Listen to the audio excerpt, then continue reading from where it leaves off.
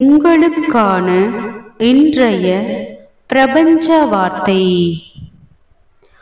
மாற்றம் என்பது ஆரம்பத்தில் கடினமாக தெரியும், நடைமுறையில் மிகவும் குழப்பமாக இருக்கும், இறுதியில் மிகச் சிறந்ததாக அமையும்.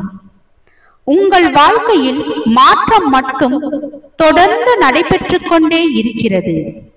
அதை உங்கள் நேர்மறை சிந்தனைகளுக்காக நீங்கள் எப்போது பயன்படுத்த ஆரம்பிக்கிறீர்களோ அப்போது உங்கள் வாழ்க்கை வெற்றிகரமாக மாறும்.